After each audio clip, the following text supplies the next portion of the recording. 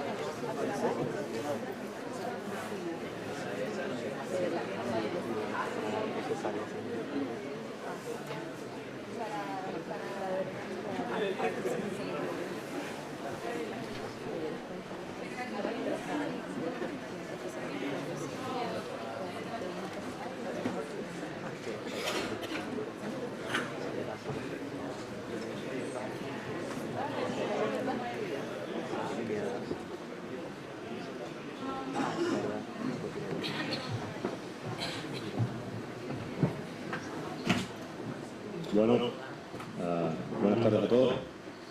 Muchas gracias por estar aquí hoy. Mi nombre es Ernesto Pereda, soy el director de la Escuela de Doctorado de Estudios de Posgrado de la Universidad de La Laguna y quería darles a todos la bienvenida a este primer certamen de 65 minutos organizado por la Escuela de Doctorado. Yo ahora voy a explicarles brevemente en qué va a consistir, pero en primer lugar, antes de empezar, me gustaría agradecer al organismo de actividades, al organismo autónomo de actividades musicales, especialmente al Laboratorio de Artes en Vivo, el Leal Lab, por el apoyo logístico que nos ha dado y por permitirnos el uso de esta magnífica sala, en la que vamos a intentar que uno de los objetivos que tiene este certamen, que es acercar y difundir la investigación de doctorado que se hace en la Universidad de La Laguna a la sociedad, y en particular pues, a la sociedad de Tenerife, que es la que tenemos más próxima, se pueda cumplir. Me gustaría también agradecer al equipo del vicerrectorado, tanto Andra como Lauri como Bernardo, que han sido desde el primer momento que les comenté esta idea, pues se mostraron entusiasmados por poder colaborar tanto en esto como en la jornada. La verdad que sin su apoyo hubiera sido pues, prácticamente imposible. Yo también agradecer a la dirección, tanto a Paco como a Eduardo, que fueron parte del jurado, ahora les comentaré, a María José, que fue artífice académica de la jornada, a David y a Raquel, que ha sido la verdadera impulsora y la artífice de que podamos estar aquí hoy, porque es la que, a través de sus contactos con el organismo autónomo y con el Lealtad, pues nos ha permitido estar aquí y haya hecho prácticamente todo el diseño de la sala, colocar la silla, o sea que yo creo que mérito de ello sin ninguna duda. Voy a presentarles al jurado y enseguida les comentaré cuál va a ser la dinámica y cómo hemos llegado a esta fase final. ¿Vale? En el jurado está compuesto por 5 personas, son 4 de ellos profesores y una de ellas, además, profesional externa, una experta en comunicación y en periodismo. El presidente del jurado es Javier Ramos Real, que es el director de la Escuela de Doctorado, Estudios de Posgrado de la rama de posgrado, que va a actuar en representación de la dirección como presidente. Tenemos también a la profesora Mónica Vázquez, que es profesora titular de Filosofía y ha sido también durante varios años decana de la facultad, quería agradecerle su presencia de aquí. Tenemos también a Pedro de Raj, que es director de la Escuela de Doctorado de la Universidad de la Comunidad Canaria, que tiene ya una amplia experiencia con esta iniciativa. El año pasado, en abril, celebramos una jornada de doctorado y tuvimos la gentileza de invitarnos, hablamos de la posibilidad de que este certamen no solo se lleva aquí a cabo en Tenerife, sino de acercarnos a cabo de la universidad. Nosotros lo hemos hecho en Milán, esta mañana he comentado, lo van a llevar al Museo Elber de Palma, porque es una iniciativa excelente, y quiero agradecerles no solo el apoyo, sino que nos acompañan como parte del jurado. Tenemos también a doña Marma Iglesias, que además de ser experta comunicadora y una periodista con muchos años de experiencia, ha sido profesora asociada a la Universidad Carlos III de la Universidad Complutense de Madrid. Muchas gracias por estar aquí, además ha acompañado a ponentes de las jornadas doctorales. Y por último, pero no menos importante, tenemos al profesor Eduardo González Díaz, que va a ser el secretario, que es su director de calidad del doctorado de la Escuela. En cuanto a la forma en la que vamos a funcionar, les cuento brevemente. Se hizo una primera fase previa en la que se presentaron un total de 28 trabajos que se enviaron online y eran mayormente vídeo que tenían el formato que van a tener aquí, es decir, como un máximo de 5 minutos, con una imagen fija. Pues los doctorandos y doctorandas contaban su tesis y en función de 2 criterios que se tenían en cuenta, que básicamente eran la calidad de la información y la estructura del mensaje por un lado, y la capacidad de enganche y el grado de aceptación por parte de la audiencia no versada, es decir, la capacidad de expresar en un lenguaje sencillo la investigación que realizan, se les daba una puntuación. Se sacó la media, en este caso los que votaron fueron los directores de coordinadores de los doctorados de la Universidad de La Laguna y yo como director de la escuela.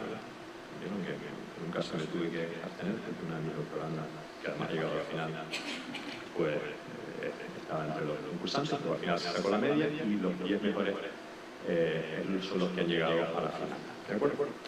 Esos 10 lo que hemos hecho ha sido sortear el orden de intervención. Y lo que vamos a hacer ahora es ya proceder a que uno por uno se vayan acercando y vayan explicándonos cuál es el contenido de su tesis doctoral con un máximo de 5 minutos. Tienen ahí el cronómetro que está disponible tanto para el jurado como para el público y para los propios participantes. Si se pasan de los 5 minutos o no llegan a 3, es decir, si son van demasiado rápidos o demasiado lentos, tendrán una pequeña penalización, así que yo les rogaría que intentaran ajustarse a ese tiempo, y el jurado va a valorar esos criterios y al final de la intervención pues daremos lectura al fallo. Recordar que el primer clasificado, el ganador o ganadora, tendrá un premio que consistirá en 500 euros que tendrá que, eso sí, utilizar para un desplazamiento a un congreso o seminario científico como parte de su formación doctoral. ¿De acuerdo?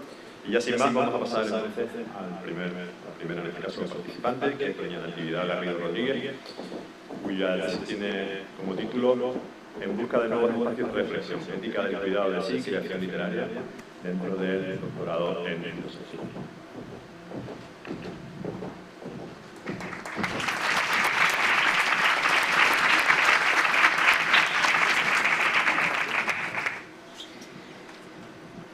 Buenas tardes a todos y a todas. Mi nombre es Natividad Garrido Rodríguez y soy estudiante del doctorado interuniversitario en filosofía. El título de mi tesis doctoral es En busca de nuevos espacios para la reflexión, ética del cuidado de sí y creación literaria. La ética es una rama de la filosofía que se encarga de reflexionar críticamente sobre aquello que es bueno, malo, justo, injusto, correcto o incorrecto. El origen de la ética se sitúa en la antigua Grecia y es precisamente en este periodo donde también surge la ética del cuidado de uno mismo, que es el tema de mi tesis doctoral. ¿Cómo podríamos entender dicha ética? Pues bien, como su nombre indica, se trata de una ética que se centra en uno mismo y de ahí hacia los otros, permitiendo transformarnos libremente. Son estas prácticas de libertad las que interesan a Michel Foucault, un pensador francés del siglo XX, destacado por sus análisis en torno al poder, a la locura y a la sexualidad. Él encuentra en esta ética un espacio que permite acentuar las estrategias de resistencia frente a las normas y convenciones que desde el exterior pretenden modelarla. El interés por este tema surge con la realización de mi trabajo de fin de máster, en donde analizo esta ética llevándola al terreno de la creación literaria con el BIB. Guibert, un literato, fotógrafo y periodista francés, mejor amigo de Foucault. Cuando mi director del trabajo de fin de máster, que actualmente es mi director de tesis, el doctor Domingo Fernández Agis, me dio a conocer a esta personalidad, no me imaginaba entonces cuánto llegarían a apasionarme sus trabajos. Ignorado tanto en sus círculos familiares como profesionales, Guibert logra hacerse vivir con una obra que se llama Al amigo que no me salvó la vida. Una obra escrita durante 8 años bajo una tentativa de valor y coraje en el límite más extremo. El relato en primera persona de un enfermo de SIDA. Se trata de una obra que causó un gran revuelo en Francia y en otros países se fue traducida, pues se la acusaba por su homosexualidad exhibicionista e impúdica. Tal fue el revuelo que su muerte fue incluso noticia del telediario en España. Con Guibert me percaté de cómo es posible encontrar en el espacio de la creación literaria una ejemplificación en la práctica de esa ética del cuidado de uno mismo al usar la escritura como práctica de libertad y estrategia de resistencia. A estos análisis de las obras de Guibert, como en mi tesis doctoral de dos literatos más, Jean Genet y Agustín Espinosa. Jean Genet era un literato francés que con apenas formación se lanza a la tarea de la escritura. Escribió novelas, obras de teatro y poesía. Una de sus novelas más destacadas es Diario de un ladrón. En ella nos deja entrever su complicada niñez, su vida de vagabundo, presidiario y sus experiencias con la prostitución. Experiencias, todas ellas, que alejan su actividad de toda convención y la aproximan a la rebeldía. Llegando incluso a hacer una obra censurada en España durante el régimen franquista por parte de la misma que ocurría en Andalucía y en Barcelona, y era considerado un campo a las aberraciones sexuales, a la vida inmoral y al crimen. El otro autor en el que me centro es Agustín Espinosa, un literato y poeta canario, nacido en Puerto de la Cruz, que a principios del siglo XX estudió bachillerato en el Instituto Provincial de La Laguna, el actual Carrera Pinto, que está acá al lado. De Espinosa resulta especialmente interesante su novela Crimen, considerada una de las obras más representativas del surrealismo canario. En ella se supone, se relata el asesinato de una mujer a manos de su marido que es arrojada a las vías del tren. Además, esta obra traslada al lector a otros múltiples asesinatos, aunque tal vez lo que haya que resaltar es esa exaltación sin límites de la sexualidad que entraba en conflicto con las normas y convenciones sociales de la época. Es interesante, además, su capítulo Retorno, en donde analiza la infancia, pero en lugar de presentarla como un paraíso de inocencia, la relata como trágica y triste. Lo más interesante de este tercer ejemplo de transgresión literaria con Espinosa es la novedad y originalidad que aporta el análisis de sus obras a mi tesis doctoral, pues este autor canario, al que nunca se le ha prestado una atención desde mi perspectiva, permite acentuar un espacio en donde la escritura se convierte en un territorio de libertad moral. Así, a lo largo de mi tesis doctoral, vinculo e ilustro a través de la ética y a través de la literatura y a veces del cine, ética, transgresión e infancia. Muchísimas gracias.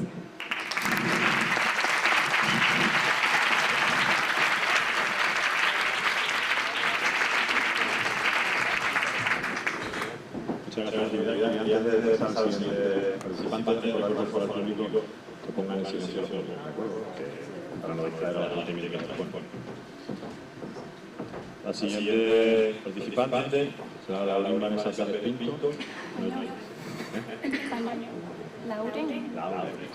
Lauren Vanessa Pérez Pinto, cuyo trabajo tiene el título tan claro como el habla, su potencial didáctico en la enseñanza de la física y la química dentro del doctorado de la ¿Sabían que en el año 2016 España tenía la tasa de abandono escolar más alta de toda Europa, situándonos alrededor del 19% según un informe del Ministerio de Educación, Cultura y Deporte? Es un hecho conocido la dificultad que entraña el currículum de Física y Química.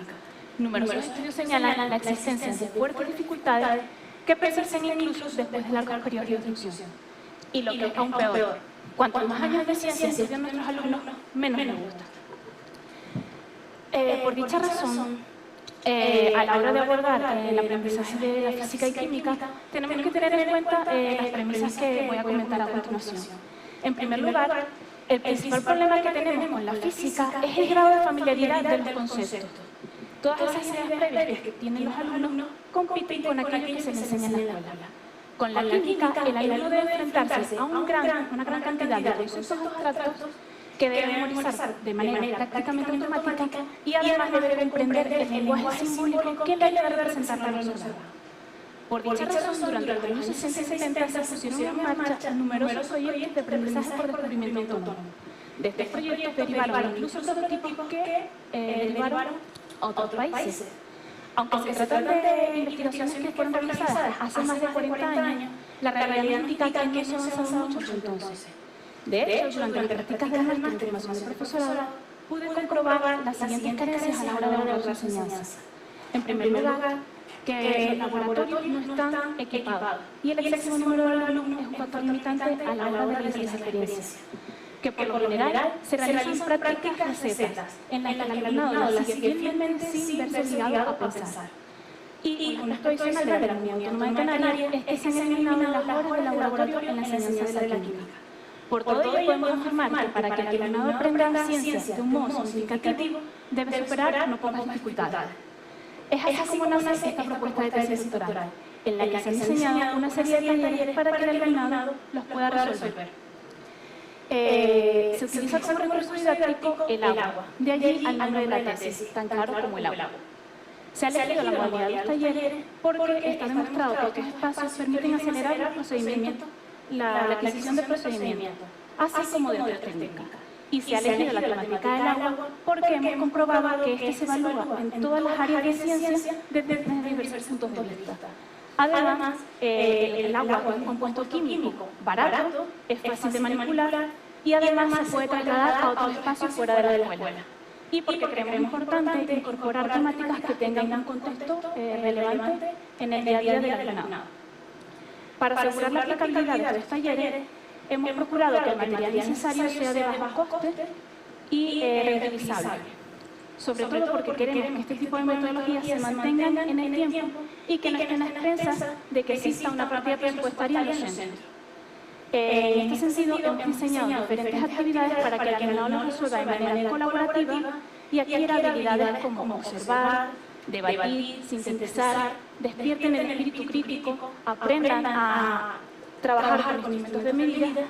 En definitiva, queremos enseñar al alumnado a hacer ciencia, que sepan la base del método científico y posteriormente la puedan aplicar.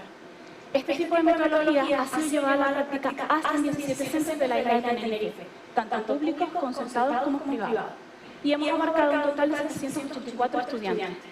Por ahora, los resultados preliminares nos señalan que es factible su desarrollo con éxito, ya que hemos tenido un grado de participación importante y el alumnado se ha visto motivado a la hora de realizar las actividades. El siguiente paso sería probar la metodología al completo en un centro concertado de la laguna. Para terminar, me gustaría concluir diciendo que el proyecto presentado responde a las necesidades que se ven a diario en los centros. Y el hecho de llevarlo a la práctica nos ha permitido comprobar que es posible llevarlo a la práctica. Y para terminar, me gustaría dar las gracias a todos aquellos centros que nos han abierto sus puertas al profesorado y al alumnado, ya que sin ellos esta investigación no sería posible. Gracias.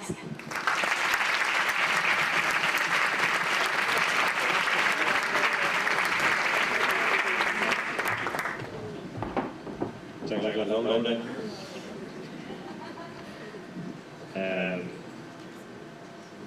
El número 3, que era Ezequiel, que nos había dicho que tenía problemas, se había quedado atrapado en el día de la lluvia, pero bueno, nos alegra que tenerte aquí con nosotros.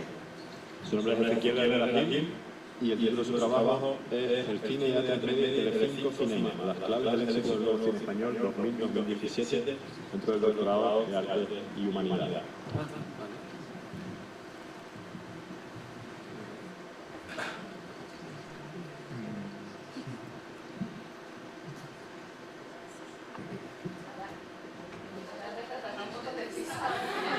Aprovecho que le ponen el micro para comentarles que, como ven, una de las características es que el único apoyo visual que pueden tener es una única transparencia y además no puede contener ni animación ni vídeo, ¿vale? Es una de las características que se le han puesto para que pues, todo el trabajo recaiga en la expresión oral y la significación que pueden hacer ellos de la tesis durante su intervención, pero no pueden tener más apoyo visual que la imagen. ¿De acuerdo? Ok. Bueno, mi nombre es Ezequiel Redagil. Primero, antes de nada, perdón por el retraso, había una cola increíble. Como ven el título, las claves del éxito del cine A3 Media y Telecinco Cinema, un nuevo cine español. ¿Por qué nace esta tesis? Nace de una situación, de unos últimos años que vemos que por fin el cine español conecta con el público español, ¿no? A través de noticias de prensa, las taquillas, llevan 4 años, superando la barrera de los 100 millones de euros, algo que es muy habitual en la historia del cine español. Y también es curioso cómo esa conexión entre el público español y el español está en un contexto de crisis económica, de día a día, el precio de la entrada está muy cara.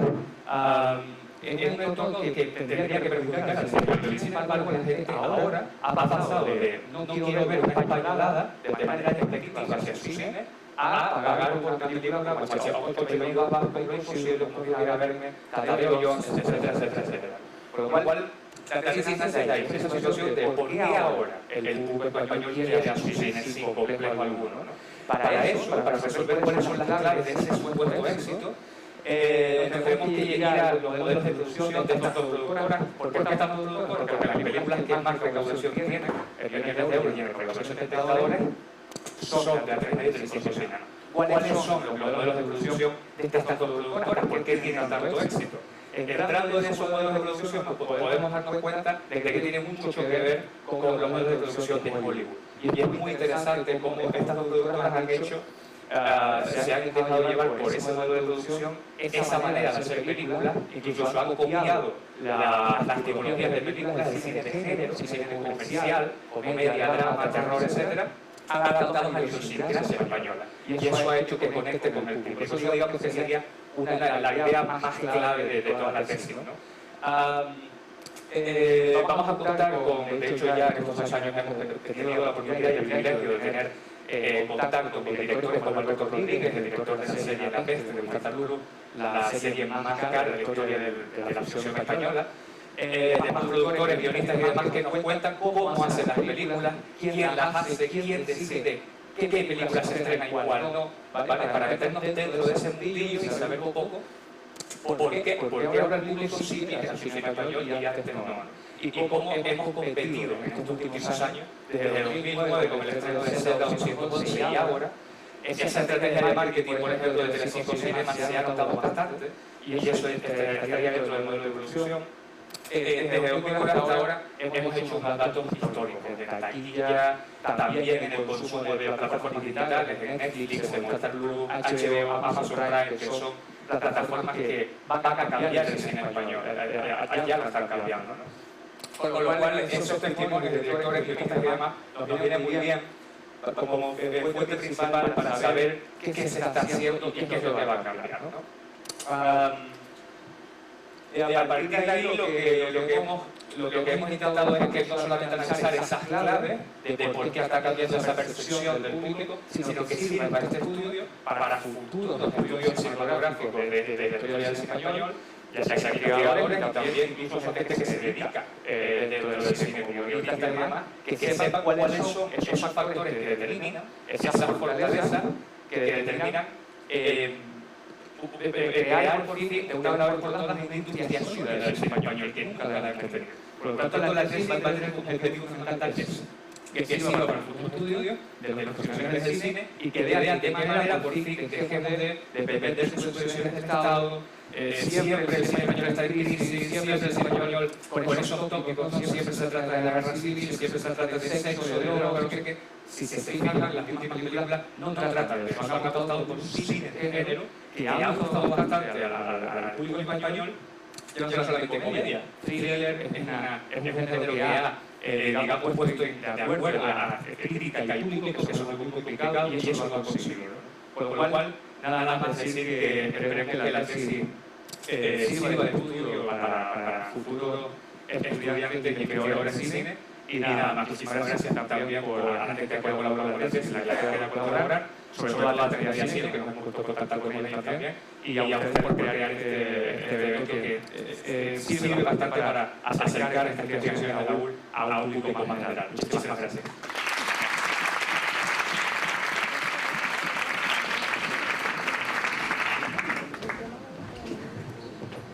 Muchas gracias, Ezequiel. El siguiente participante será doña María Jennifer Estevellanes, con una tesis titulada Vulnerabilidades migratorias, otredad y pertenencia en la narrativa estadounidense y canadiense, también dentro del doctorado de la humanidad.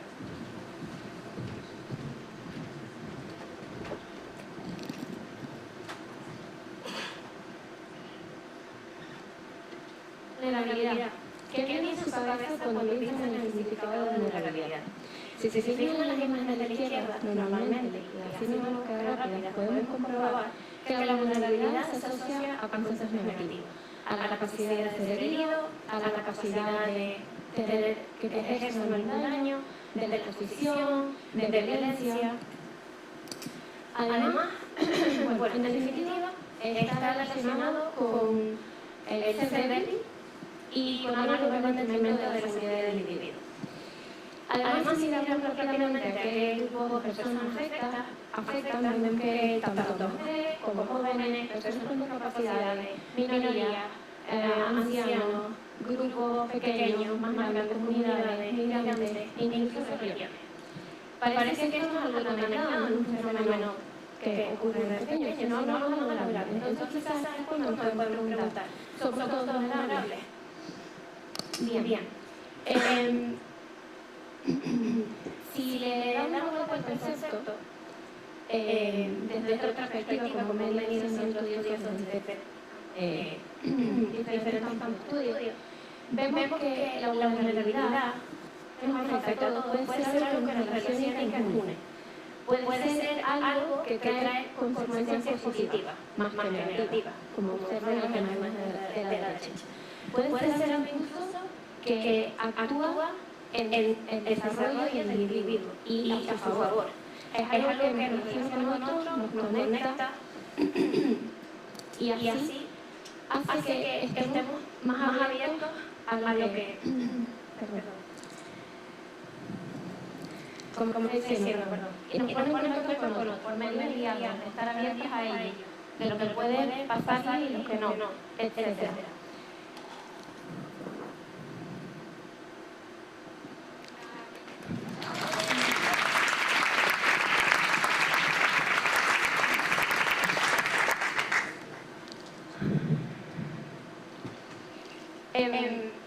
En este caso, mi objetivo es estudiar a los migrantes. Gracias.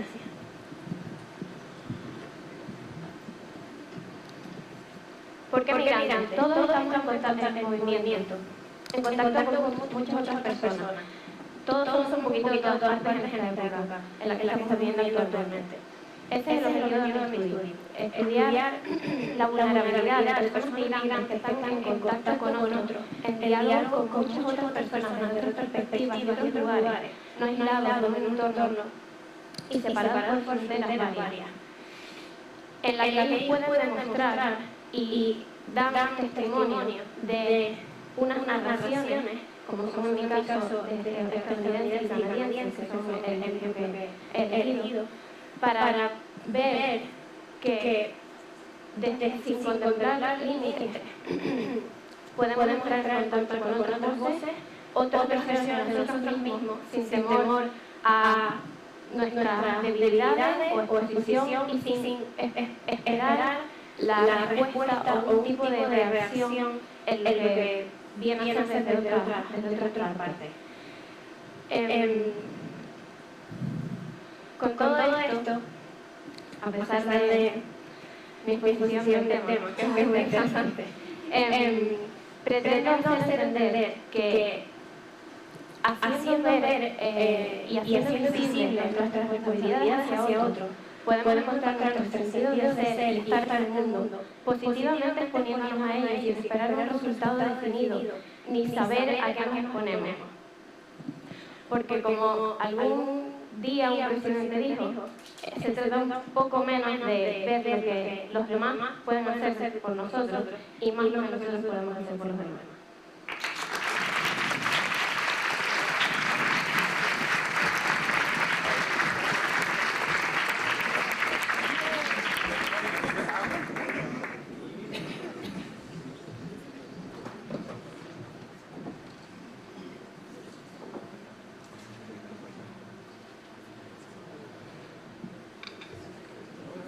Muchas gracias, Jennifer. El siguiente participante es don Eugenio Elías Fariña, que nos hablará sobre análisis de la eficiencia y productividad integral de la gestión de residuos dentro del doctorado en Derecho, Sociedad y Política.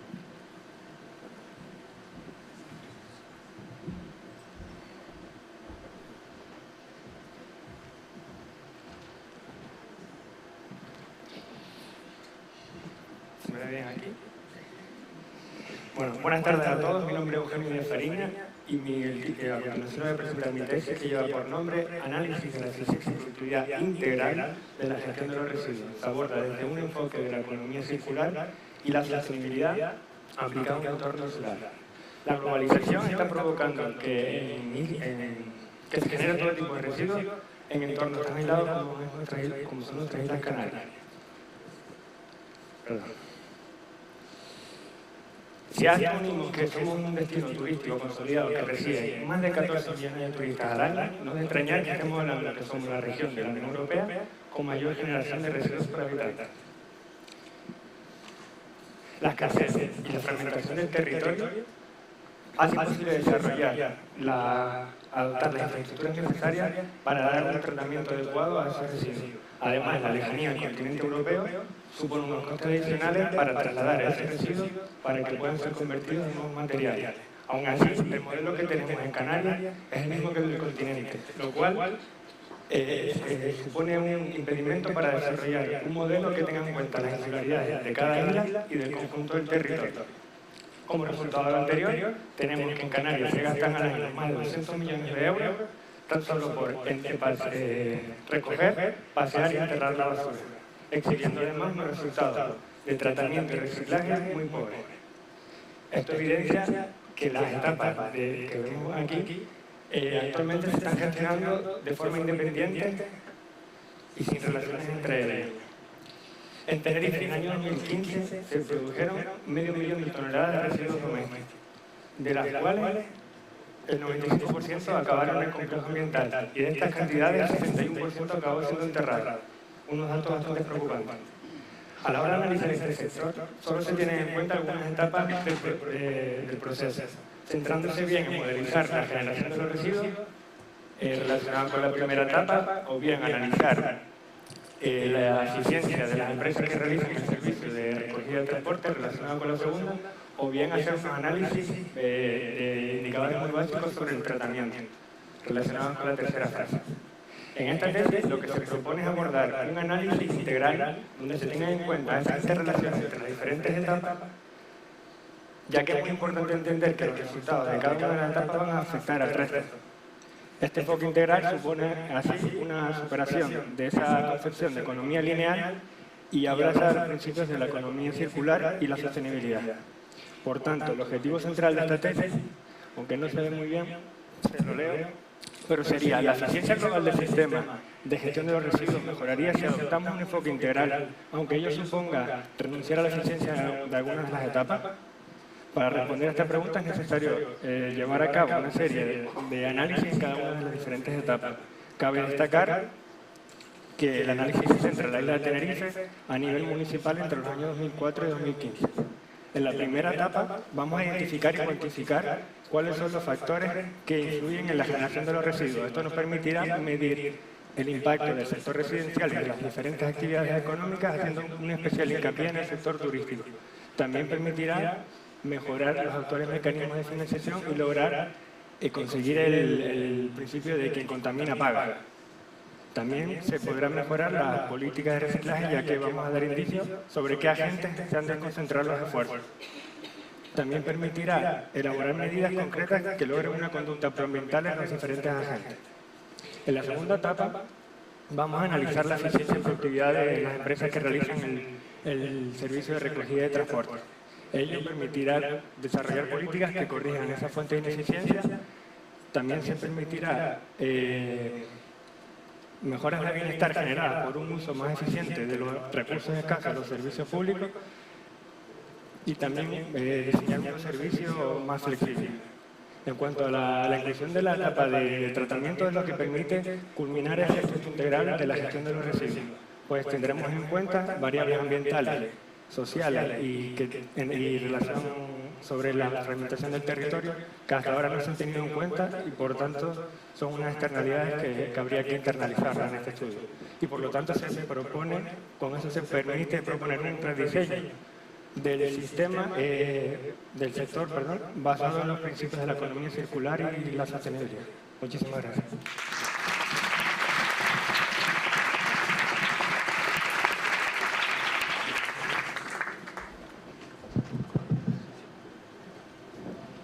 Gracias, Eugenio. Siguiente participante, don Cristian Machado Trujillo, cuyo trabajo tiene por título 5 minutos sobre historia de las TIC en educación dentro del doctorado en educación.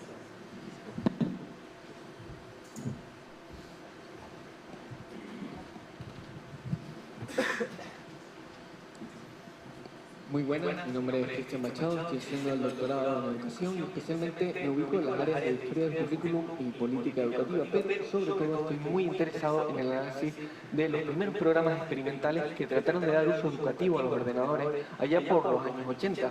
A finales de esa década sabían que Apple contrató a Matt Groening para hacer una campaña publicitaria para intentar vender ordenadores a estudiantes y familias.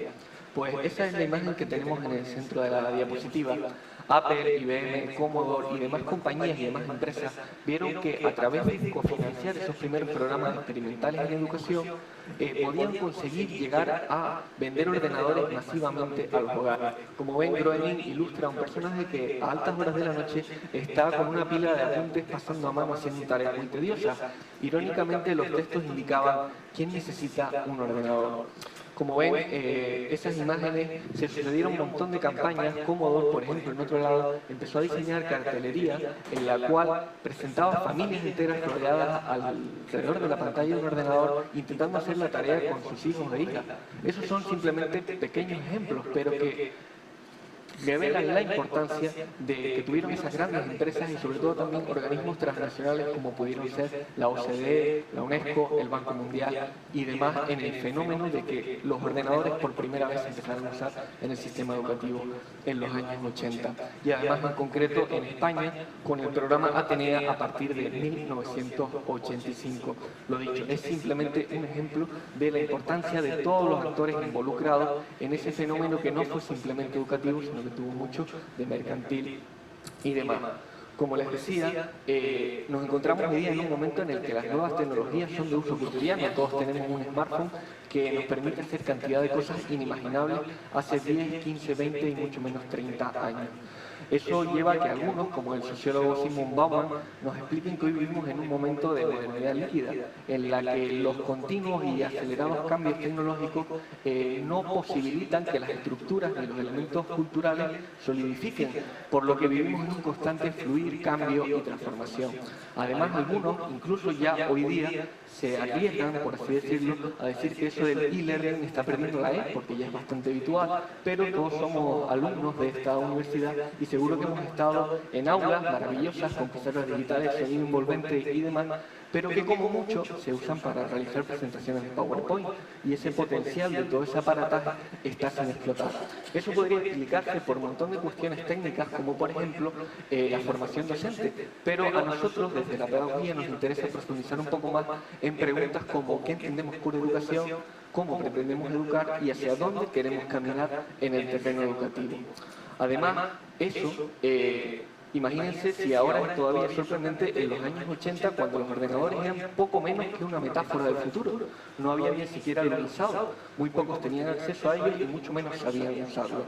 Imagínense entonces que de repente aulas de todo el mundo se llenasen de ordenadores por un lado y por otro, con diferentes programas por todos los países, con una idiosincrasia muy similar, como les decía, en España en concreto, bajo las siglas del programa Atenea. ¿En qué radican mis investigaciones? En ir al kit de la cuestión, analizar los discursos, los debates, los actores implicados, las instituciones, los intereses mercantiles en todo este fenómeno que trasciende mucho más allá de lo pedagógico y tiene también mucho que ver con cuestiones de mercado y otro tipo de intereses políticos, y rastreando todo ello y comparándolo con los macroinformes actuales y los usos que mayoritariamente hoy día se dan a las nuevas tecnologías en educación, vamos entendiendo que ha existido una política educativa muy ingenua que no ha conseguido evitar el choque de trenes que supone integrar tecnologías del siglo XXI en escuelas que todavía tienen bastante de decimonónico, tanto en recursos humanos, currículum, recursos materiales y demás. Como ya decía Neil Seymour, un experto en estas cuestiones, lo importante hoy día en la docencia es saber cuándo no hay que usar nuevas tecnologías. Y por eso mismo podemos ver, por ejemplo, qué es más significativo que un alumno aprenda aritmética básica con una tablet o con un puñado de caramelos. Esos son el tipo de preguntas que debemos hacernos desde el plano pedagógico. Dar un salto de lo técnico al saber pedagógico disponible. Y eso es la punta del iceberg que en 5 minutos puedo contar de mi tesis doctoral. Muchas gracias por la oportunidad, al jurado, a los asistentes y por esta oportunidad en este marco inigualable presentar un poco de mi tesis doctoral. Gracias.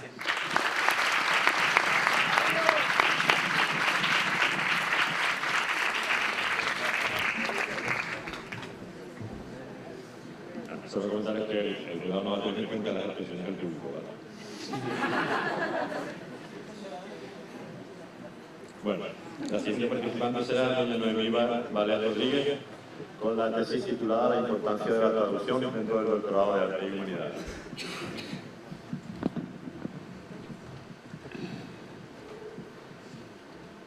Hola, buenas tardes. Me gustaría comenzar con una cuestión.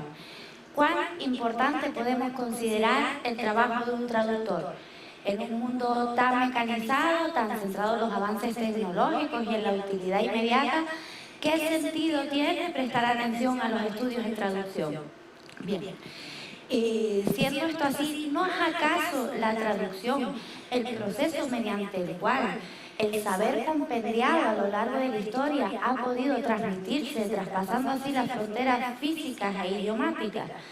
Bien, si reflexionamos sobre esto nos damos cuenta de que la traducción ha sido uno de los factores determinantes a la hora de conseguir ese proceso que hoy denominamos como globalización. Bien.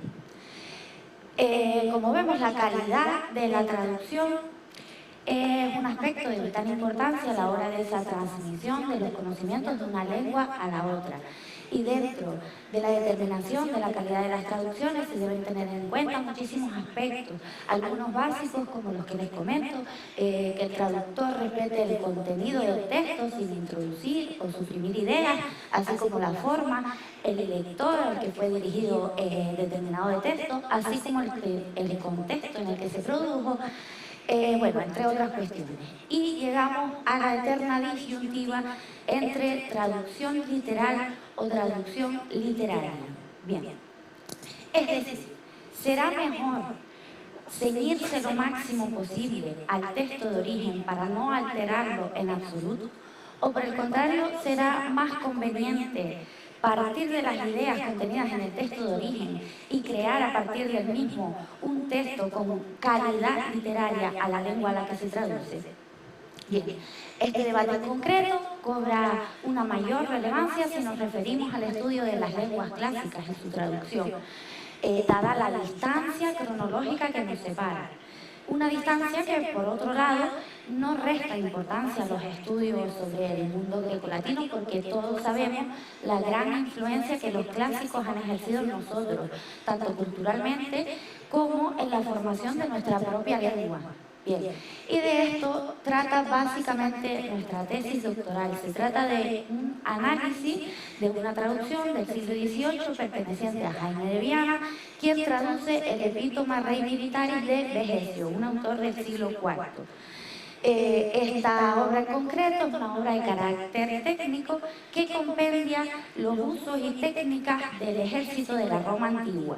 Sabemos que fue una obra de referencia a lo largo de la historia, ya que entre los siglos XIII y XV se conocen 77 traducciones de esta obra. Pero, si comparamos este repertorio de traducciones foráneas con las realizadas en España, nos damos cuenta de la escasez de estas últimas, ya que solo conocemos la traducción a finales del siglo XIV perteneciente a Fray Alfonso de San Cristóbal, otra traducción a la lengua catalana perteneciente a Jaume Castellà y por último la perteneciente a Jaime de Viana, que es en la que estamos centrando nuestra investigación. Bien. El fin último de nuestra tesis doctoral es concluir una edición crítica anotada de la traducción de Jaime de Viana.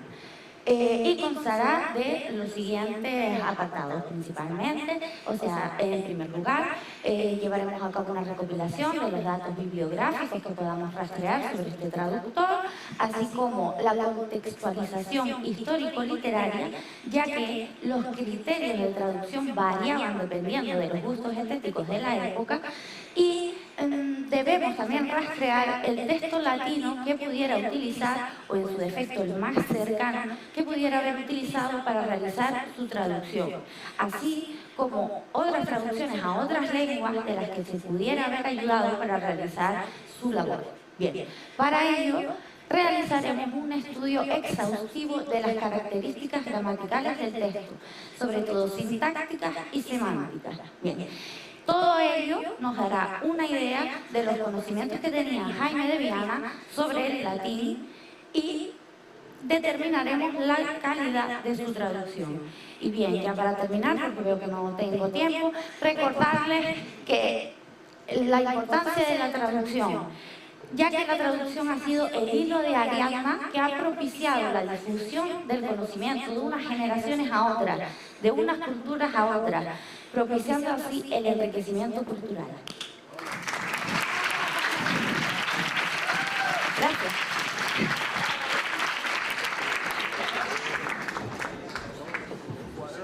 Muchas gracias, Noemí.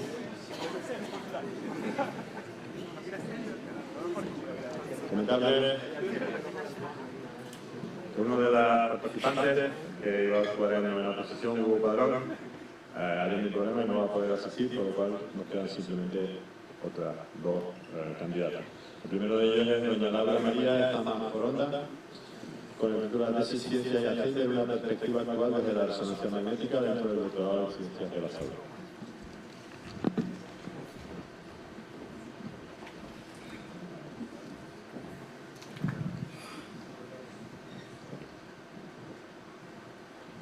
Buenas tardes, mi nombre es Laura Estamán y antes de comenzar me gustaría agradecerles que estuvieran esta tarde aquí con nosotros a pesar incluso de la lluvia o de los viajes paralelos hasta aquí. Es que les veo y me dan ganas de decir ole, ole y ole. Viva la ciencia en Canarias y en España y vivan los científicos españoles. Pero antes de comenzar, me gustaría contarles una pequeña cosa. Se va a hacer algo como una confesión, y no sé si a muchos de ustedes les pasará por aquí. Y es que a pesar de realizar una tesis doctoral, en ocasiones soy un tanto despistada. A diferencia de doña Luisa Santiago Márquez, madre de Gabriel García Márquez. Doña Luisa tenía una memoria tan maravillosa, tan prodigiosa, que Gabriel, cuando le había contado la historia, decía: es que la vida no es la que uno vivió, sino la que uno recuerda y cómo la recuerda para contarla. Paradójicamente, Gabriel no tuvo tanta suerte como su madre, puesto que padeció una enfermedad que en ciencia llamamos neurodegenerativa. Específicamente, padeció la enfermedad de Alzheimer, gran enfermedad del siglo XXI junto al cáncer, y causante, según la Sociedad Española de Neurología, de más de 800.000 casos en España. Estiman incluso que en el año 2050 estos casos se van a duplicar. Estaríamos hablando de que a nivel mundial tendríamos unos 135 millones y medio de casos. Pero atentos, vamos a poner un ejemplo. Si yo, por ejemplo, tengo una neurona por aquí, otra neurona por aquí, y las interconectamos, que sería lo que sucede en nuestro cerebro, si hay de por medio proteína placa amiloide, que luego nos puede sonar, y la información no llega de una neurona a otra, tendríamos el síntoma más común de la enfermedad de Alzheimer, que es la dificultad para recordar eventos recientes. Pero es que existen otros aspectos que no salen en la televisión y son igual de importantes, como por ejemplo que el paciente desde que es diagnosticado tiene un pronóstico de vida de entre 3 a 9 años. Y otro aspecto que nos afecta a todos nosotros, y es que las mujeres son más proclives a tener la enfermedad de Alzheimer, por el simple hecho de ser mujeres. ¿Me pueden decir? Bueno, Laura, vamos a ver, esto puede ser porque las mujeres, por norma general, por ley de vida, viven más que los hombres. Pero es que existen otros factores, y son factores biológicos y neurobiológicos, como las proteínas, nuestra respuesta autoinmunológica, partes del cerebro como la del hipocampo, o simplemente las hormonas, por quedarnos embarazadas, por tener la menopausia. Consecuentemente, es necesario realizar un estudio por edad y por sexo, comparando, y eso es lo que estoy haciendo en mi tesis doctoral. Empleo la máquina de resonancia magnética, que emplea grandes imanes, para analizar un área específica del cerebro que se llama hipocampo. Se encuentra estrechamente ligado con la enfermedad de Alzheimer. Con este estudio, en el que realizo una tarea de memoria en 3 grupos, con gente joven, gente anciana y gente anciana con deterioro cognitivo leve, pretendo observar esos marcadores biológicos, esas existencias de diferencia biológica en el ser humano, entre hombres y mujeres, y espero encontrar diferencias a nivel anatómico, funcional y estructural en el medial temporal lobe, que traducido al español sería como el lóbulo temporal medial. Al fin y al cabo, lo que quiero con todo esto es calificar el sexo, el rol del sexo biológico en el envejecimiento sano y patológico, así como desarrollar nuevas técnicas de análisis de datos de resonancia magnética y mejorar la eficiencia de interpretación de los datos de neuroimagen.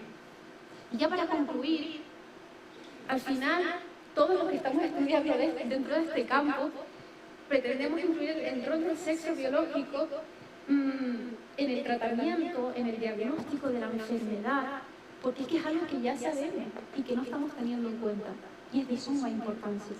De la importancia de hacer este tipo de tesis.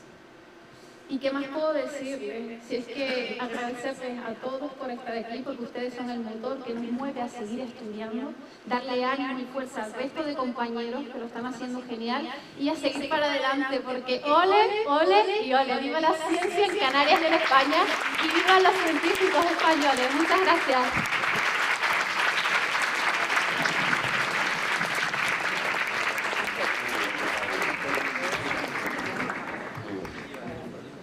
Gracias, Laura.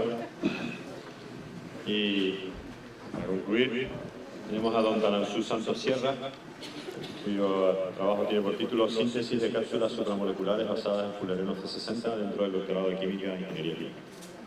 Gracias. Bueno, buenas tardes a todos.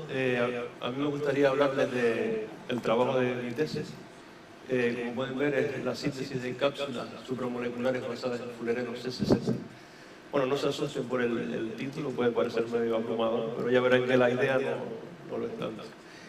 Bien, primero daré una pequeña introducción de lo que son los fullerenos. Para ello hay que decir que son alótropos de carbono. ¿Y qué son los alótropos de carbono? Bueno, son diferentes estructuras de átomos de carbono, únicamente de átomos de carbono. Y, por ejemplo, tenemos que ver, en este caso, el diamante, como ahí como ejemplo. Bueno, estos no son los únicos que hay incluso más. Tiene esa estructura. Después tenemos el siguiente, que es el grafito, que tiene una estructura en forma de lámina. y es el material que está en la punta de los lápices, por ejemplo, y el C60, ¿no? El fulereno C60. C60, ¿por qué? Pues porque tiene 60 átomos de carbono. ¿Y dónde está? En cada uno de los vértices donde se fusionan los pentágonos y hexágonos que corresponden a la estructura. Se puede, si se fijan bien, pues es igual, idéntico a un balón de fútbol. Entonces, esto se descubrió sobre el año 85 y a partir de ahí ha suscitado gran interés por parte de los investigadores debido a sus propiedades físico-químicas y por eso nosotros, entre otras cosas, lo hemos usado. También se sigue utilizando hoy en día en nanociencia, incluso en biomedicina, aunque uno de los campos más fructíferos es el campo de la fotovoltaica. El siguiente paso sería usar la reacción del profesor Nakamura, lo puse ahí, de la Universidad de Tokio, y hemos escogido esta reacción para funcionalizar el fulereno en los puntos que indico en la estructura, precisamente porque a nosotros nos interesa que el fulereno no pierda, o pierda en la menor medida posible, sus propiedades intrínsecas. Entonces, la idea es coger diferentes moléculas que podemos equiparar a esas plumas que puse ahí y adicionarlas en los puntos que indico en la diapositiva, como he dicho. Entonces tendremos estructuras de este tipo que son similares a un volante de esos de valor. Lógicamente, si metemos diferentes plumas, moléculas en la estructura, pues obtendremos diferentes subunidades para sintetizar nuestra cápsula. Tengo que decir que uno de los principales problemas que nos estamos encontrando es precisamente para unir las cápsulas. Entonces, la cuestión clave aquí es cómo las unimos.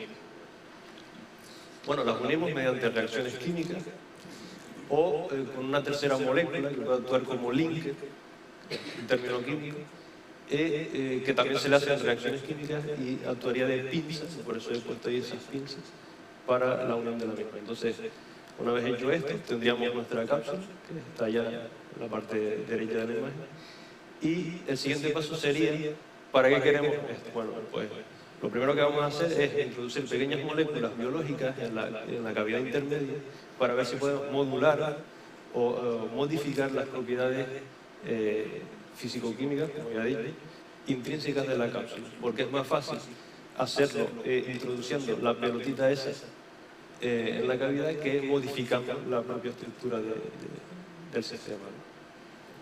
Entonces, en definitiva, yo lo que quiero hacer es sintetizar aquella estructura utilizando la reacción del profesor Nakamura para evitar que pierda las propiedades intrínsecas del fulereno de la menor manera posible y posteriormente introducir pequeñas moléculas a ver si podemos modular, modificar las propiedades. Perspectivas futuras, por ejemplo, introducir fármacos. Y bueno, eso será un poco más complicado porque tenemos que tener en cuenta la parte biológica y bueno, ya eso vamos mirando a ver si será posible.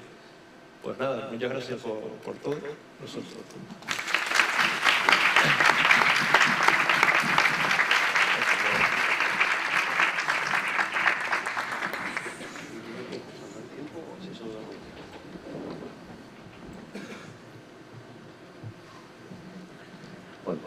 Muchas gracias a todos. La verdad que quería, antes que nada, agradecer el esfuerzo de todos los participantes. Yo sé que no es fácil estar aquí y en 5 minutos intentar condensar pues, lo que son, ya en algunos casos, bastantes meses de trabajo complicado y que además, pues, en algunos casos, a uno se le hace difícil porque está tan metido que lo ve como algo natural o parte de su vida, pero tener que transmitirlo en un lenguaje sencillo y que sea fácil para la audiencia no es nada fácil de llevar a cabo. Yo, la verdad que me ha encantado el entusiasmo que le habéis puesto todos, ese entusiasmo que estoy convencido, algunos os conozco personalmente, le ponéis al día a día en vuestro trabajo, y un entusiasmo que se ha convertido pues, en pasión por la ciencia y que tenemos la suerte de que es pasión por la Universidad de La Laguna y yo quería daros las gracias a todos vosotros.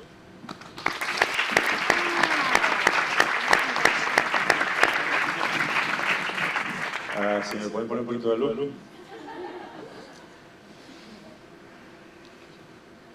En el escenario.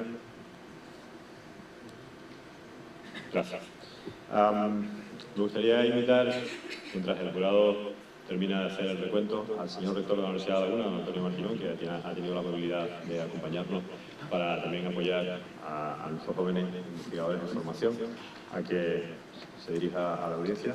Sé que no lo tenía preparado, pero espero que me perdone.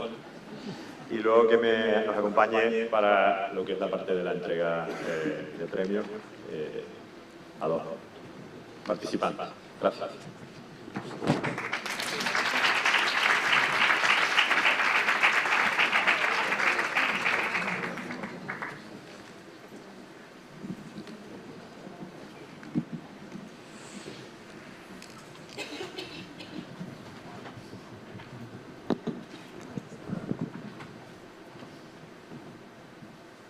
Hace muchos años, y la verdad es que Ernesto pidió que le pusieran la luz.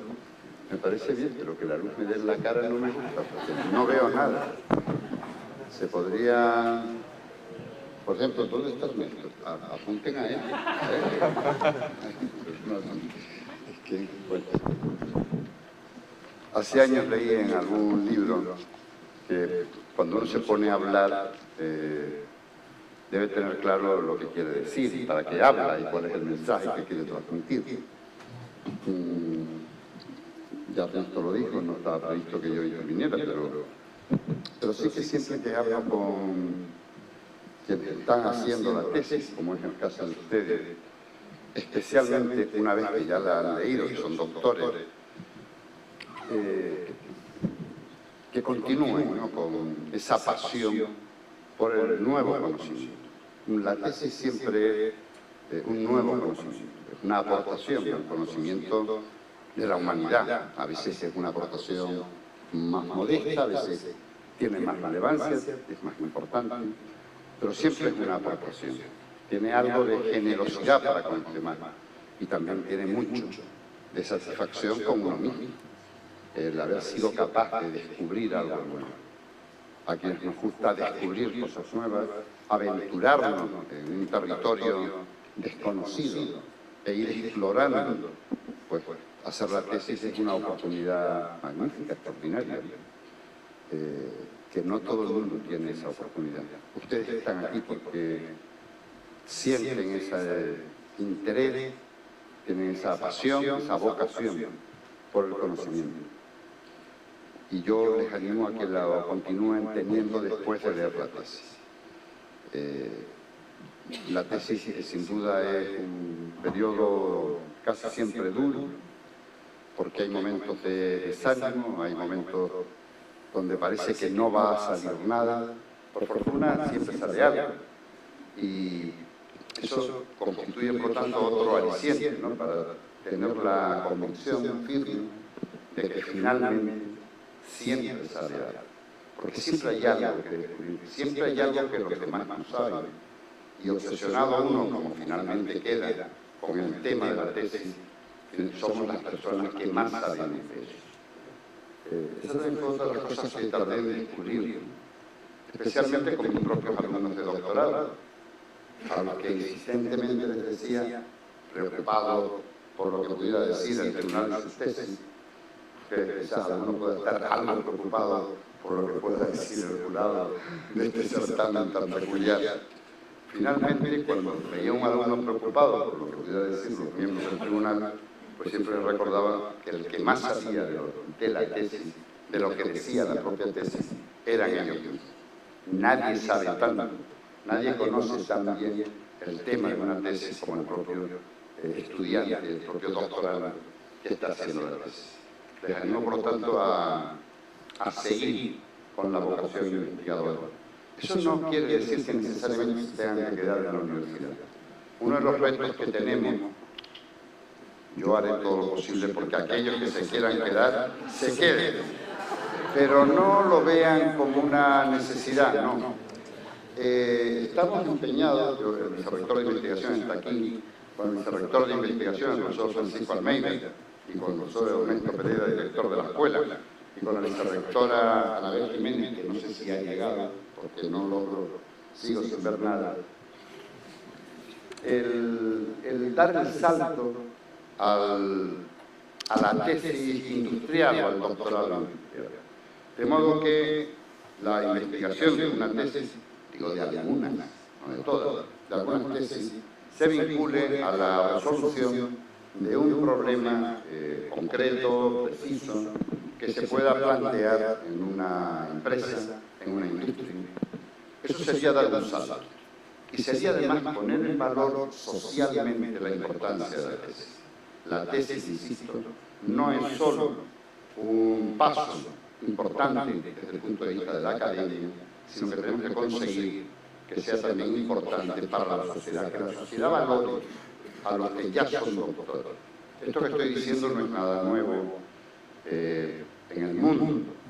En unos cuantos países europeos, las industrias valoran mucho a quienes pueden exhibir una tesis doctoral, conscientes de que aquella persona que ha sido capaz de hacer una tesis doctoral, de desarrollar una tesis doctoral, es una persona rigurosa y, por lo tanto, con una sólida formación intelectual, capaz de abordar problemas difíciles y con la suficiente tenacidad para poder mantenerse en la resolución de esos problemas.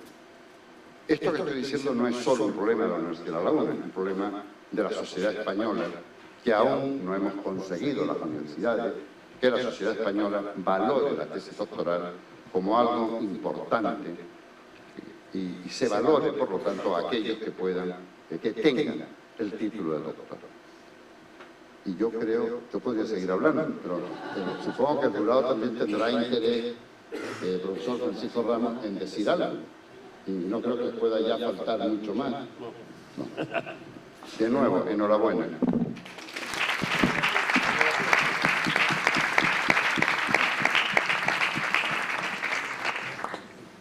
Bien, ya estamos aquí con el sobre de las nominaciones. Espero que no se confunda como hicieron la ceremonia de los Óscar el año pasado. Bueno, en fin, para nosotros, como todos miembros del jurado, es un placer estar aquí. Ha sido unas presentaciones, digamos, que están muy bien. Yo simplemente, como consejo, es decir, yo cuando voy a un trabajo general, a una tesis, me hago varias preguntas, ¿no? A ver si me las resuelve el que está allí, ¿no? La primera es ¿qué pregunta me hago? Lo primero, de un trabajo, ¿qué se está preguntando a esta persona? Si vienen turistas o no a Canarias. Vale. ¿Cómo voy a responder a eso? No hace falta aquí una fórmula matemática, pero bueno, ¿cómo? Y después, ¿cuál es la respuesta? ¿Y qué utilidad tiene mi trabajo? ¿No? Yo, básicamente, cuando valoro en un jurado este tipo de cosas, me hago esas 4 preguntas. Y yo creo que hoy, quizás en algún momento, a lo mejor habría que haber hecho más ensayos en ese sentido. Es mi opinión personal. Está muy bien el nivel, pero quizás le faltó haberlo ensayado. Esta cosa parece que no, pero a veces en 5 minutos es más difícil que decirlo en 15, ¿no? Y hay que ensayar un poco y tal. Pero bueno, en fin, yo creo que en general estamos bastante contentos del resultado y que para la Universidad de La Laguna este tipo de iniciativas son, digamos, muy interesantes. Yo creo que Ernesto, como director de la escuela, y sobre todo la que se ha currado aquí, Raquel, el trabajo de hoy, pues yo creo que ha sido un placer y muchas gracias, Raquel, por este rato y a todos ustedes por estar aquí.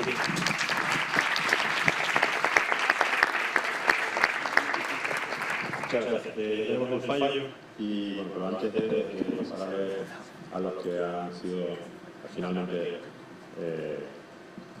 los premiados, comentarles que nos gustaría entregar un reconocimiento al Leal Lab, al Laboratorio de Artes en Vivo, que es el que nos ha permitido estar hoy aquí. Yo creo que sin ellos no habría sido posible y como agradecimiento por ese trabajo me gustaría hacerles entrega de una pequeña distinción. Tenemos aquí a Ayotó, su director. Ahora si me puedes poner un poquito más de luz, ahora sí. Perfecto.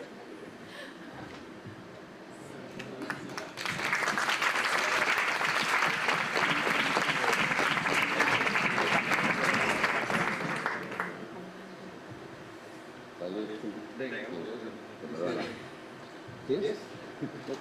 El organismo autónomo de actividades musicales del Laboratorio de Artes en Vivo del Teatro Real de La Laguna, en agradecimiento por su colaboración en la organización del certamen Mi tesis en 5 minutos. Bueno, muchas gracias. Ha sido un placer recibir esta actividad. Esto, como acaban de decir, es el laboratorio de arte sentido del teatro rural, es decir, también una casa de investigación, pero en este caso dedicado a las artes escénicas, a todo lo que tiene que ver con la performatividad y la presencia del cuerpo en fenómeno escenario. Ustedes son investigadores e investigadoras, es decir, apropiense de este espacio como un espacio suyo. María José Castañeda, la profesora de Cultura, no ha podido venir, pero nos transmite pues, también su agradecimiento por poder contar con este espacio para compartir esta actividad y que están todas y todos invitados a venir cuando quieran, por supuesto, esta es su casa. Y esta noche a las 9 tenemos una función abajo muy interesante, así que si se quieren quedar también están invitados. Muchas gracias.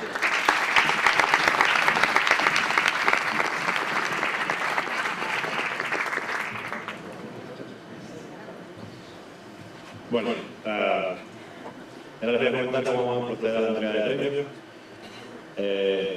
La casualidad ha querido que haya dos personas que han empatado en el segundo lugar, ¿vale? Entonces, todos ustedes van a tener un obsequio, pero las dos personas que han empatado en el segundo lugar tienen una cosita adicional en el obsequio, ¿de acuerdo? Y a eso le va a entregar a todos un diploma, que va a ser acreditativo de la participación, junto con el obsequio. Y lo que voy a hacer es leer en el orden en el que han participado, pero me voy a saltar a los premiados. Por lo cual, el que le toque y no lea, ya sabe que le toca uno de los premios. No sabemos cuál hasta el final. ¿Vale? Vamos a empezar entonces por Natividad Garrido Rodríguez.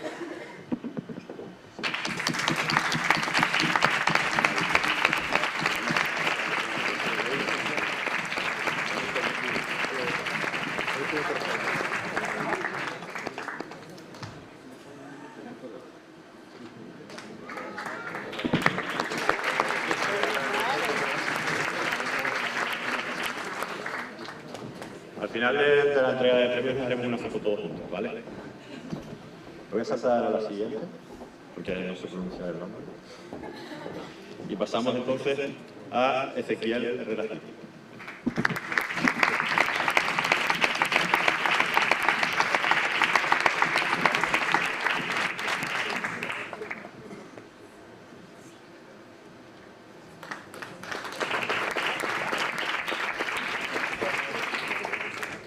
La siguiente sería María Jennifer Esteban Llana.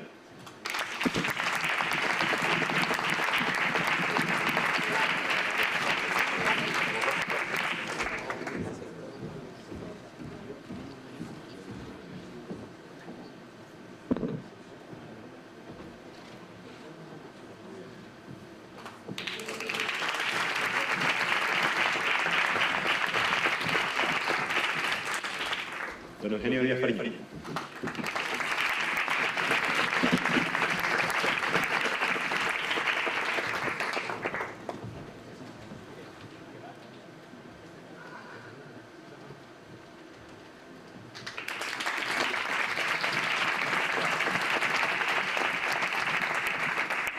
Doña Noemí Valdés Rodríguez.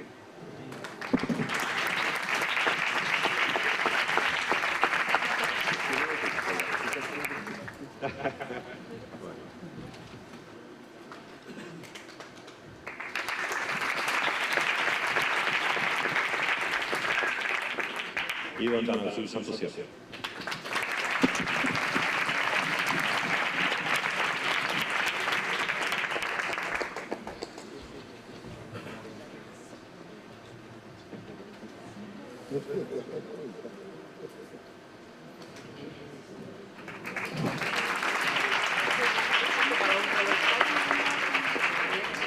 Bueno, y como les comentaba, exaequo el segundo y tercer puesto, o sea, tercero y segundo, como ustedes prefieran. Laura Vanessa Pérez Pinto.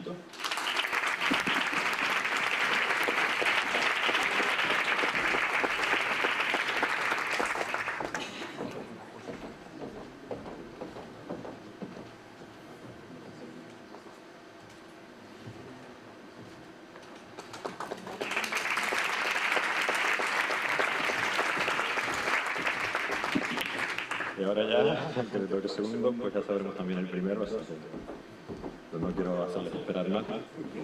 El segundo exaequo, doña Laura María Amazon.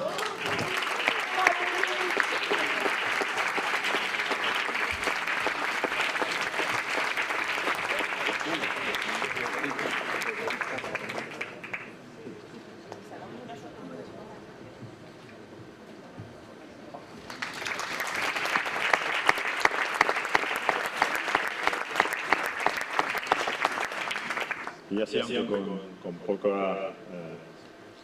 poco suspense, el ganador de este primer certamen de la ITS en 5 minutos de la Escuela de Doctorado y Estudios de Posgrado de la Universidad de La Laguna es don Cristian Machado Turí.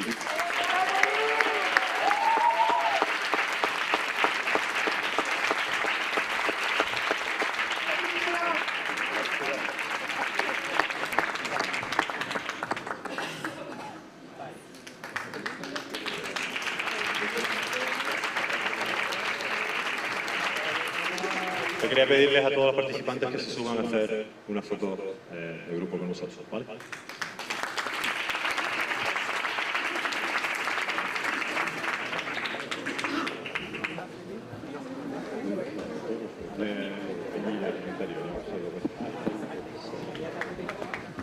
María José. Paco.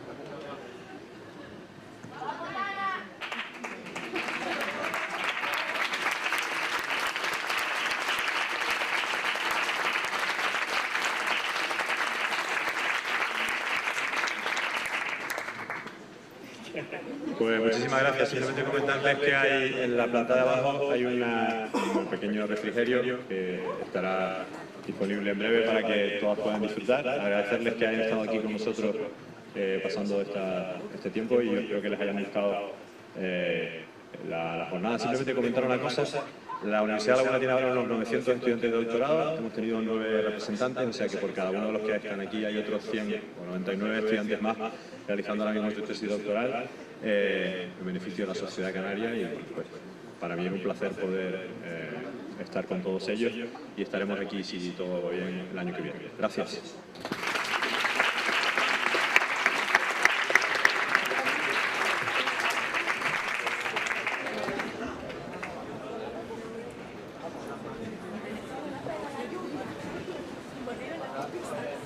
Thank you.